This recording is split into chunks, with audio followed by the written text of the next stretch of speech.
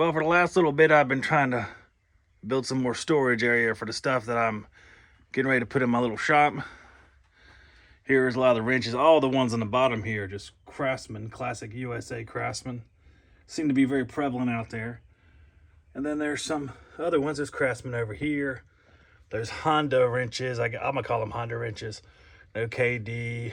All these on here are USA, Japan, some country like that. All the other ones, like, if there's a Pittsburgh wrench or something, that little cheapie, I put it down here in a pile. Just trying to keep the nicer ones up here. Dunlop. I had some Proto, Armstrong. Just a lot of different stuff up here. I got my shears, a whole bunch of shears. Got the big wrenches, some pipe wrenches, and some big combination wrenches. My lawn swords. Got a whole bunch of sockets. 1/4 inch, 3/8, 1/2 inch, whatever. And then some of the longer sockets here are just the wrenches, not the ratcheting ones. Then got some drill bits, some more drill bits. Then I got a couple vintage torque wrenches right here. And of course our random, I don't know what it is, Japanese wrench. And remember some of my stuff I had put away before, like these dies. And there's a tap and some extractors. So a lot of cool stuff. Some other old bits for a hand drill. So pretty cool. But now it's time to get some more stuff out of the Evapor Rust. Took me a second there. I'm pretty tired today, actually. And I can put some more rusty items in there. And most of the pieces of this wrench are now available. So we can put that together here. Although I can't seem to find the nut. But I can probably find another nut. But it would be nice to find the actual nut. Got some cool wrenches here. One very large socket.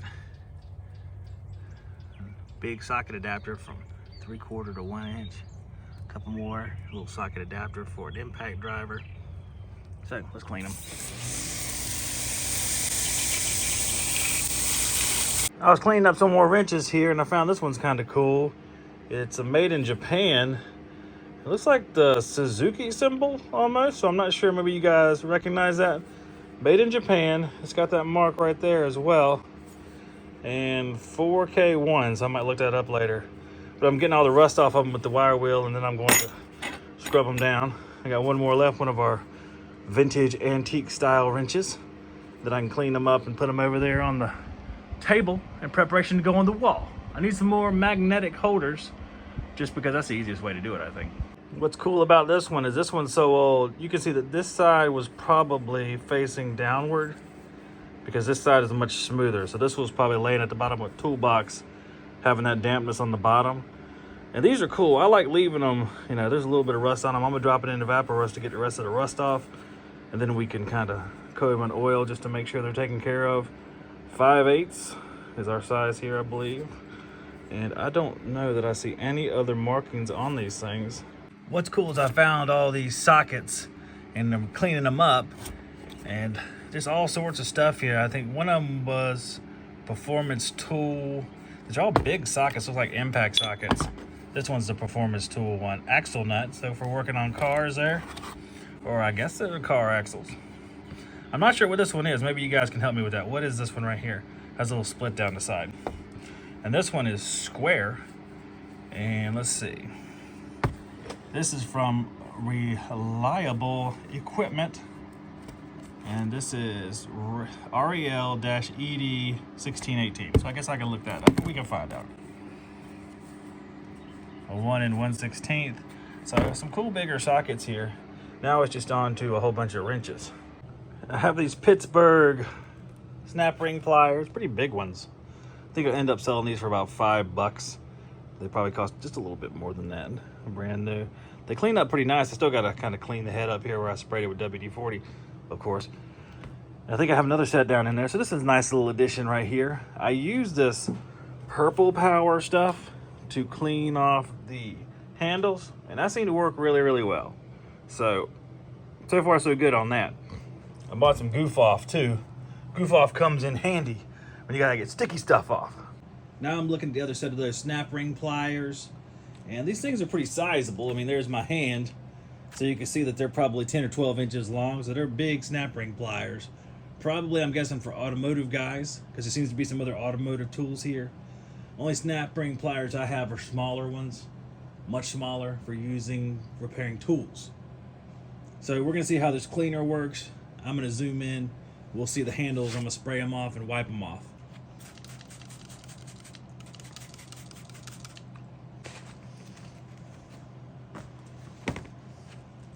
Let's let it sit there for just a second.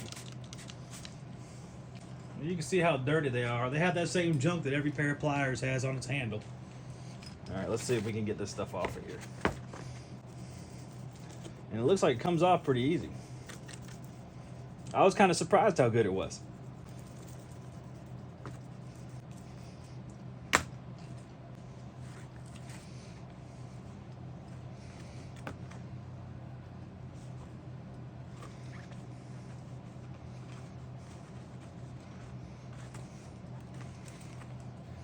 Definitely looks almost brand new.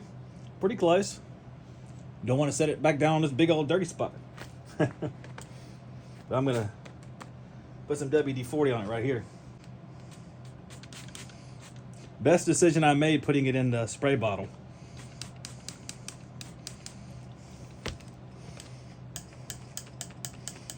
Kind of work it around in there. What I've learned is a little bit of care goes a long way when preserving your tools.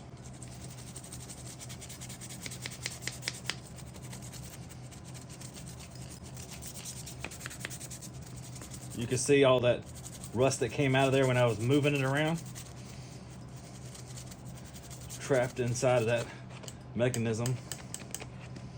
See, more stuff comes out. Usually cleans them up a little bit so they look a little bit better. Helps with the rust. Makes them look nice and pretty.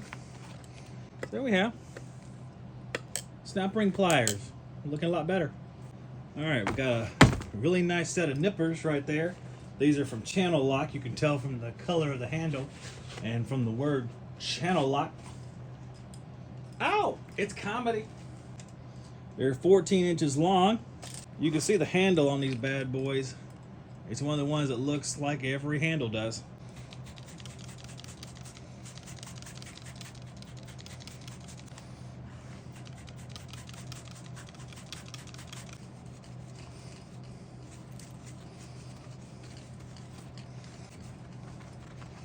Most of the stuff comes off. A little bit of residue right here. Not sure where that's from. Maybe the Goo Gone will work on that.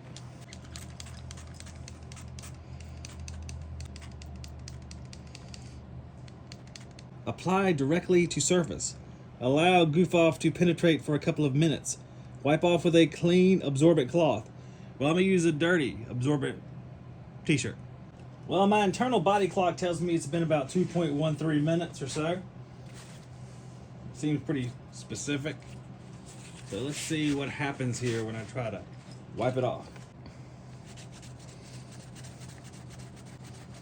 Well, that stuff didn't come off, unfortunately.